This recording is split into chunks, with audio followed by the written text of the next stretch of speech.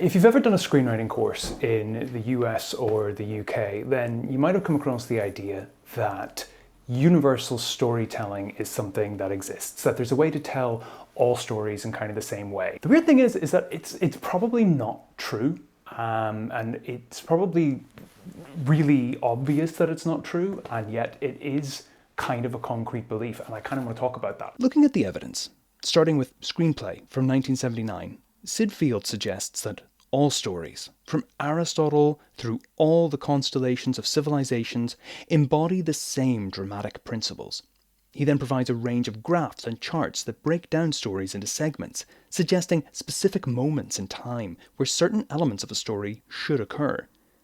While he undeniably does caution that these are just guidelines and not to be followed to the letter, it's difficult to avoid seeing them as somewhat prescriptive, especially when they're stated so concretely.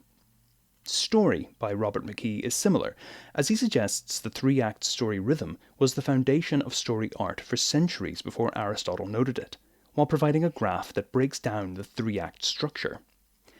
He does caution that this is a foundation and not a formula, but having just broken it down into a formula for readers, it's difficult not to see this as mixed messaging.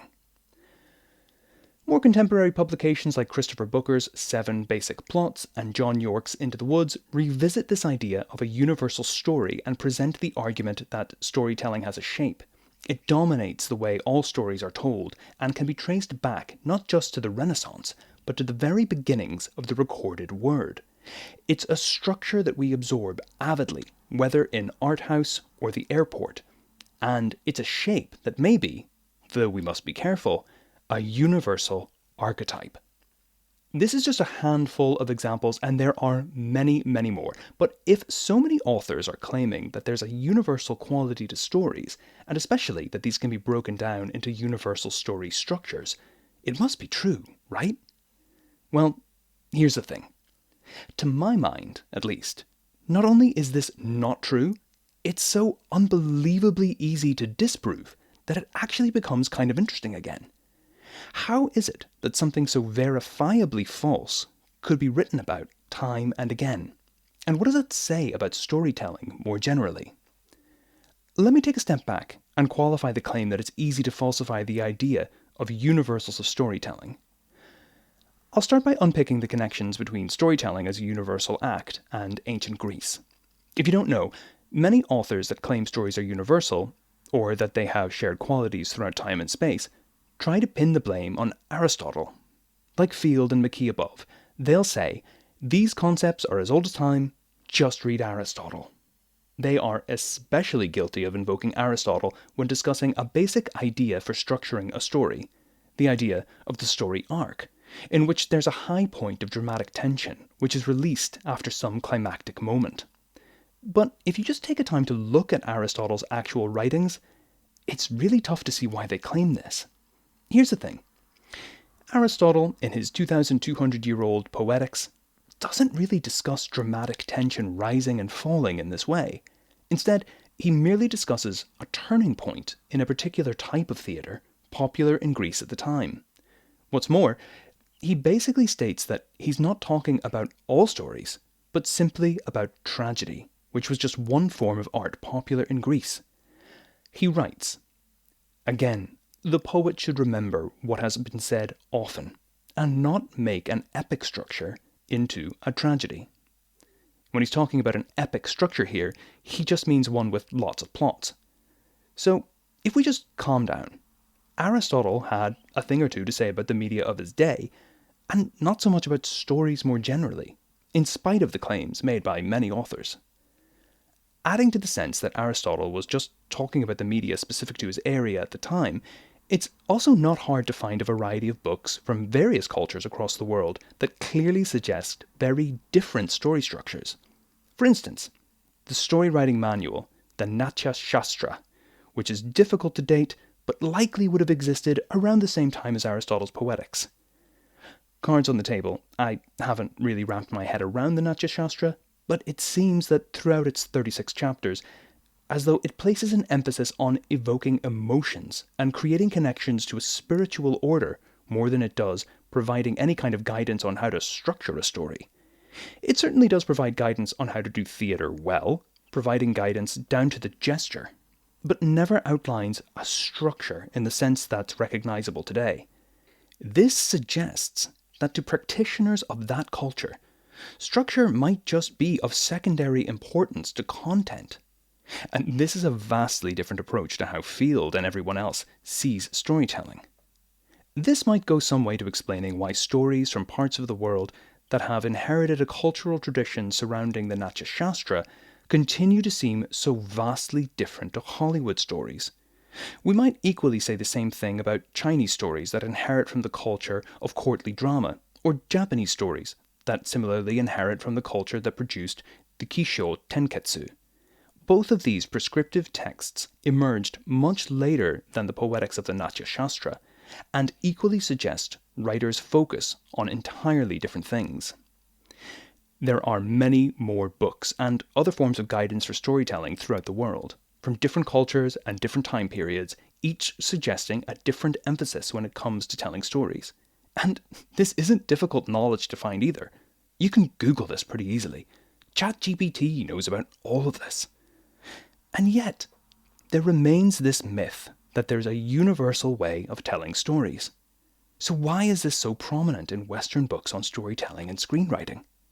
It's easy to imagine that this rumour about the shared qualities of stories keeps being repeated simply because of the broken telephone effect. McKee reads Field, Snyder reads McKee, Booker reads Snyder, and York reads them all. Certainly, if you check the indexes of the books, this is more or less the case. That being said, it's also possible that certain things were never supposed to be taken so seriously, have then never been questioned, and ended up with a really inflated importance. There's an example of this in the popularization of the term story arc, which interactive narrative scholar Hartmut Konitz notes doesn't appear to have been used regularly until it was used by literary criticism of the 1960s. What's really interesting about the story arc concept is it seems to be connected to Gustav Freytag's Pyramid, work developed to describe German theatre of the 19th century. Again, this is nothing universal. It was just observations about a trend in 19th century Germany. However, I think there's one especially important character missing in all this: Christopher Vogler. Vogler is a screenwriter and scholar known for his work on Joseph Campbell and commercial cinema. As a college student, Vogler was familiar with Joseph Campbell's now influential Hero with a Thousand Faces, published in 1949. Campbell's main idea takes influence from Carl Jung and suggests that shared elements in folk tales across the globe, a kind of monomyth, suggests the existence of essential human qualities, like shared fears and desires, or a collective unconscious. Now, it's worth noting that while Campbell is an entertaining and extremely interesting writer, he doesn't exactly get bogged down in the details. His work isn't universally respected among folklorists or academic scholars of myth. What's more, Campbell postulates roughly 23 tropes from which most stories can be made, with a further 7 parts that are less common, suggesting that you can make pretty much all stories through rough combinations of roughly 31 different elements isn't really a simple enough formula to benefit the Hollywood machine. And this is where Vogler's influence is really felt. In 1977, on seeing Star Wars as part of an advanced screening arranged by his university, Vogler was struck by how strongly the film appeared to echo Campbell's writing.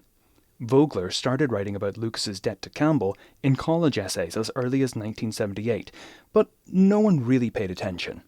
However, his work in college did inspire him to share his Campbell-inspired ideas about storytelling in the 1980s when he was working for a little company called Disney. In 1985, Vogler shared a 7-page document titled A Practical Guide to the Hero with a Thousand Faces around the Disney offices.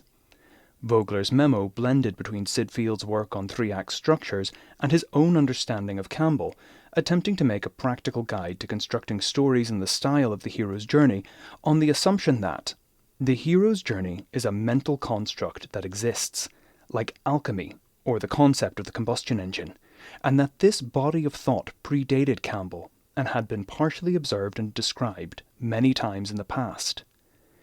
It's this version of the hero's journey that many people claim to be familiar with, often conflating it with Campbell's own work instead of his influence. Terms like the refusal of the call, that are incredibly popular in certain online fandoms, are not Campbell's work, but Vogler's. Around the time that the memo was circulated throughout Disney was also the time they were producing some of their most era-defining hits, such as The Little Mermaid and Beauty and the Beast.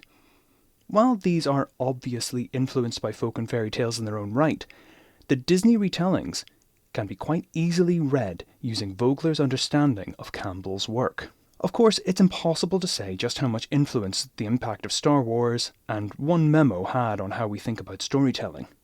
But when we consider that today, we've had 2 generations of Western people being brought up on these stories, made by a generation of people who were convinced, for better or for worse, that storytelling is an art form that prioritizes structure and repeatability over more ephemeral qualities like emotion prioritized in other artistic traditions, it's not difficult to see how a myth about stories being the same across the world, a myth that is at best only a few hundred years old, has taken hold. So, okay, it's really difficult to say that there are these universal traits to storytelling. They probably don't exist. There are all these different storytelling books from all around the world that tell you different things. You've got ones from India, ones from China, ones from Japan, trying to give you instructions on how to tell stories, and they all place emphasis on different things.